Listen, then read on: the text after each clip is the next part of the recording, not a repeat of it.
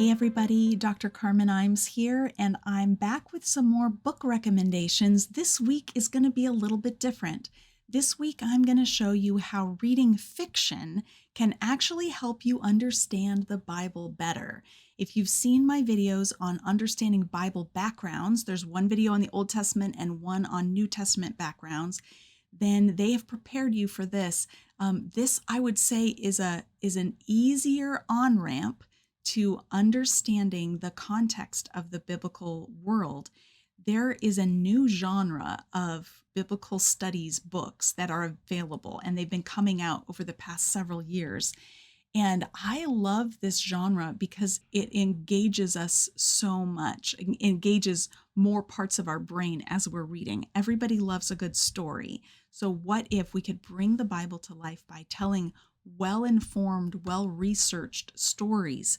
So the first time I encountered this genre of historical fiction about the Bible, written by Bible scholars, was this book by Bruce Longenecker, The Lost Letters of Pergamum, a story from the New Testament world. He tells the story of Luke, who is writing his gospel and writing the book of Acts and engaging with somebody who is not a Christian, someone living in the Greco-Roman world who is trying to figure out what this Christianity thing is all about. Why do these people follow Jesus?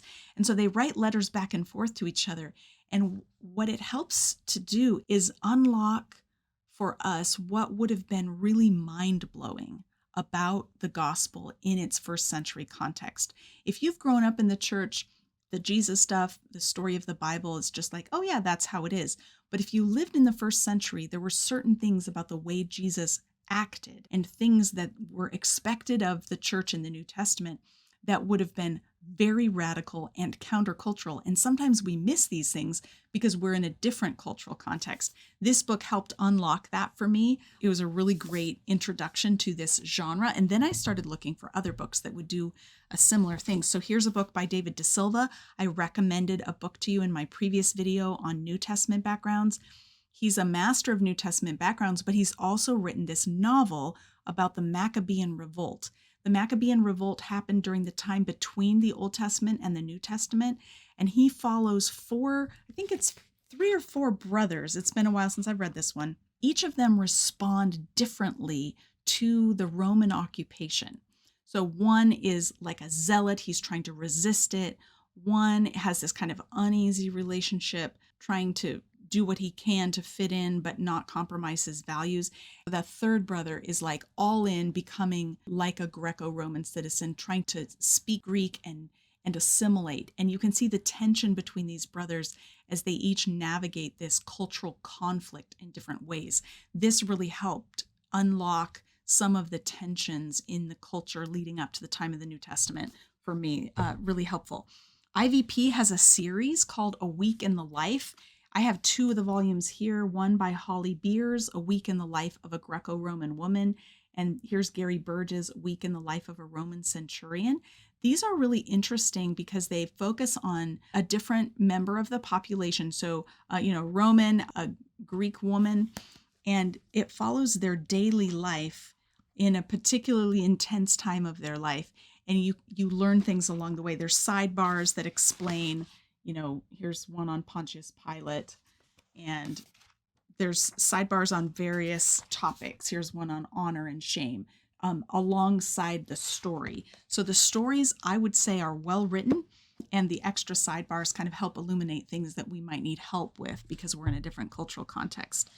And then my friend Adam Winn wrote this novel, Killing a Messiah. This is a great read, especially for Holy Week, because it slows down in the week leading up to Jesus' crucifixion and helps fill in, again, some of the cultural context so that we can understand the significance of what's going on. And then finally, here's two more. These are standalone volumes published by IVP. Academic Paula Gooder's Phoebe, a story, is a really good one. And then Ben Witherington III has one on Priscilla. These just happen to be the ones that I've read and that I own. I recommend these to my students. We've used them in Bible backgrounds class. They each pick one and then write a report on what they learned. What did they glean from it?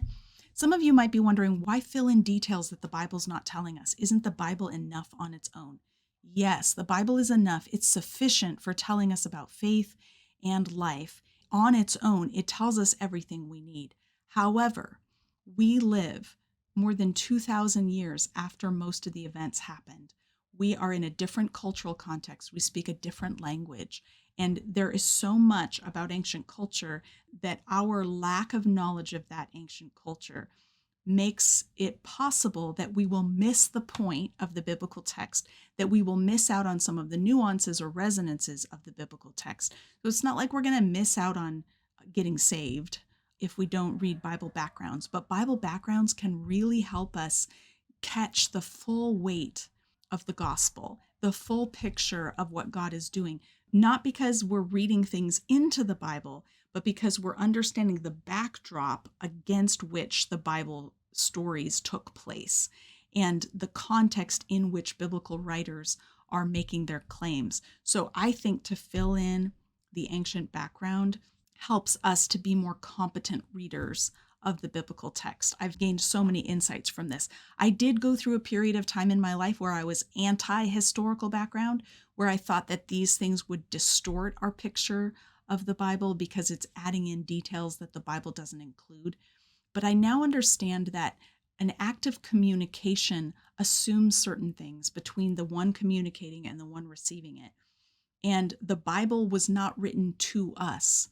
So it isn't communicating to us all the things, all the necessary information about how culture and language worked. It's assuming that the audience already knows these things. So we have some catching up to do to put ourselves in the shoes of the people who experienced the Bible and to whom it was written, so that we can understand the message that God has for us on the pages of Scripture. I hope this has been helpful. I would love to know if there's a historical fiction book about the Bible that has been helpful to you. There are lots of series out there that have done this in the past, written by people who have done some research, but who are not scholars with scholarly credentials. What's different about this series, these books that I've highlighted today, is that these books are all written by people with PhDs in biblical studies. And so you have the unique combination of an in-depth knowledge of the ancient world with a desire to communicate in the format of a story that's more engaging. So I hope you have heard something here that piqued your interest. If you want to pick up any of these books, there's a link below to Hearts and Minds Bookstore in Pennsylvania. They would love to send you any of these at 20% off, and so that you can add it to your summer reading list. Have a great week, and let's get reading.